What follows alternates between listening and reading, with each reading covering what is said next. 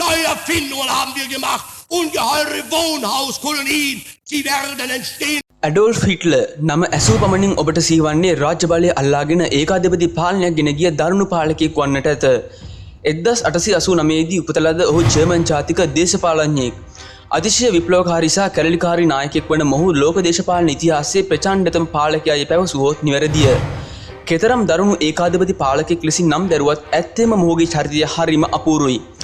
මේ සූදානම ඇඩෝල්ෆ් හිට්ලර් ජීවිත කතාවේ සොඳුරු අවස්ථාවන් කිහිපයක් ඔබ වෙත මතු කිරීමටයි. ඉතින් මේ ඇරියුම රැඳී සිටින්න මේ සොඳුරු ඉතිහාස ගවේෂණයේ අවසාන නිමේෂය දක්වා.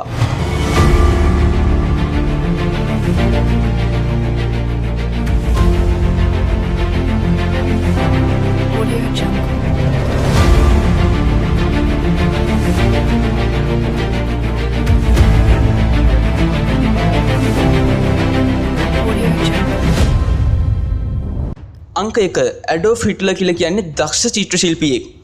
දරුණු ඒකාධිපති පාලකෙක් ලෙස සියල්ලන් හඳුනන හිට්ලර් හික්මුණු මනසක් ඇති කලාකාමියෙක් ඇසුවොත් ඔබ පුදුම වේවි. ඇත්තෙන්ම හිට්ලර් කියලා කියන්නේ දක්ෂ චිත්‍ර ශිල්පියෙක්. ඔහු ඉතාමත් ආකර්ශනීය ලෙස විවිධ ශේෂ්ඨ ඔස්සේ සිතුවම් ඇඳ ඇති බවටයි වාර්තා වන්නේ. වයස අවුරුදු 12 දී පමණ ඔහු සීන දැක ඇත්තේ ඕස්ට්‍රියාවේ වියන්නා සෞන්දර්ය ඇකඩමියට ඇතුළත් වී චිත්‍ර කලාව හැදෑරීමටයි. ඔහු ඉදිරිපත් කළ අයිදුම්පත් සියල්ල ඇකඩමියෙන් ප්‍රතික්ෂේප වුවත් ඔහු චිත්‍ර ඇඳීම නම් අතහරින්නේ නැහැ.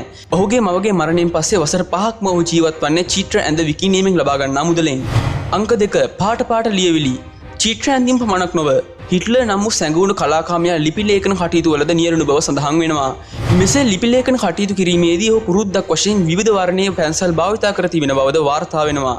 වර්ණ 3කින් පැන්සල් භාවිතා කළ ඔහු ඒවා යොදාගෙන තිබුණේ හරිම අපූර්ව ආකාරයකටයි. ඒ අනුව හතුරකට ලියන්නේ නම් රතු පැහැයද, මිතුරකට ලියන්නේ නම් කොළ පැහැයද, වෙනස් ලේඛන සඳහා නිල් පැහැයද භාවිතා කිරීමේ පුරුද්දක් ඔහු සතුව තිබුණාලු.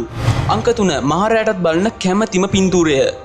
හිට්ලර්ගේ තවත් පුරුද්දක් තමයි සිතට සතුටක් දැනුණත් දුකක් දැනුණත් ඒ සෑම අවස්ථාවකදීම එකම පින්තූරයක් දෙස බලා සිටීම.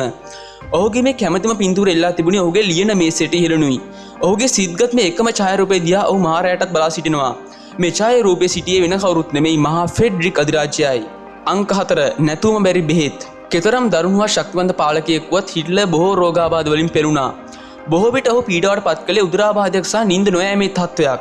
මේ හේතුව නිසාම ඔහු නිතරම නිදිපැති භාවිතයට පුරුදු වී සිටියේ. මහජන රැස්වීමක් අමතන සෑම විටකම ඔහු මහත් බියකින් පසු වුණා. ඒ කොයි වෙලේ හෝ ඔහුට උදරාබාධයක් වෙළඳේ යන බියෙන්. මේ බිය නිසාම ඔහු සෑම මහජන රැස්වීමක් ආරම්භ වීමට පෙර එන්නත් දෙකක් ලබා ගැනීමට පුරුදු වී සිටියා. ඒ පළමු එන්නත උදරාබාධය මර්ධනය කර ගැනීම සඳහා මෙන්ම දෙවන එන්නත පළමුවෙන් ලබාගත් එන්නතේ විෂ නසා දැමීම යන කාරණා සඳහා වේ. අංක 5 තේ බීමේ පුරුද්ද. හිට්ලර්ගේ කැමැතිම පානය වුණේ තේ. තේ බීමට මහත් කැමැත්තක් දක්වන ඔහු තේ කෝප 10ක් 15ක් පමණ වත් එක උස්මට බී අවසන් කළ හැකි බවටයි වාර්තා පවසන්නේ. ප්‍රීතිදායක අවස්ථාවලදී එක දිගට තේ කෝප බර ගණනක් කිස් කරන මොහු ඉන් තම වේස නිවාගත් බවටයි පැවසෙන්නේ. තේ පානය කිරීම සඳහා ඔහු මුනියව්වල තිබුණු එක් අවන්හලක්ද තෝරාගෙන තිබුණා. ඒ ඕස්ට්‍රියා බරාවියා නම් අවන්හලයි. සතියකට කීප වතාවක්ම මේට ගොඩ වදින මොහු තේ කෝප කීපයක්ම පානය කිරීමට නම් අමතක කළේ නැහැ. අංක 6 බඩ අඩු කර ගැනීමට. හිට්ලර් මහත් වීමට අධික බයක් දැක්වූ අයෙක්. මහත් වීමෙන් උදරය ඉදිරියට යන බියෙන් පසු ඔහු නිතරම අබින් මිශ්‍ර කළ විරේක බෙහෙත් බොන්නට පුරුදු වී සිටියා. මේ බෙහෙත් වල තිබෙන සැරගති ඉවත් කර ගැනීමට ඒ සමගම තවත් බෙහෙතක් ගන්නත් ඔහු අමතක කළේ නැහැ. අංක 7 කූඩැල්ලන්ගෙන් ලේ පිරිසිදු කර ගැනීම. කොහොම වුණත් හිට්ලර්ට යුදෙව්වන් ගැන තිබුණේ තද බල පිළිකුලක්. ඔවුන් ඉතාමත් පහත් වූ ජාතියක් ලෙස ඔහු සැලකුවේ. කෙසේ වුවත් හිට්ලර්ට තමන්ගේ ලේ ගැන දැඩි හීනමානයක් පැවතුණා. ඒ ඔහුට පිය පාර්ශවයෙන් යුදෙව් ලේ මිශ්‍ර වී තිබීම නිසා. ඔහුගේ මිත්තණිය තරුණ වියේදී යුදෙව්වෙක් අතින් දූෂණය වූ බව ඔහු අසා තිබුණු නිසා තමන්ගේ පියාගේ සුදත භාවය පිළිබඳ ඔහුට තිබුණේ සැකයක්. මේ නිසාම නිතරම කූඩැල්ලන් යොදාගෙන තම ලේ පිරිසිදු කර ගැනීමට ඔහු පෙළඹී තිබුණා. අංක 8 කතාවට දක්ෂයෙක්. හිට්ලර් දක්ෂ කතිකයෙක් කියලා නම් අපි හැමෝම වගේ දන්නවා. රටේ ප්‍රජාවගේ හදවතටම කතා කරන්න මොහුට හොඳ හැකියාවක් තිබී තිබෙනවා. නමුත් මොහු මෙතරම් දක්ෂ කතිකයෙක් වුණේ කොහොමද කියලා නම් ඔබ දන්නේ නැතුව ඇති.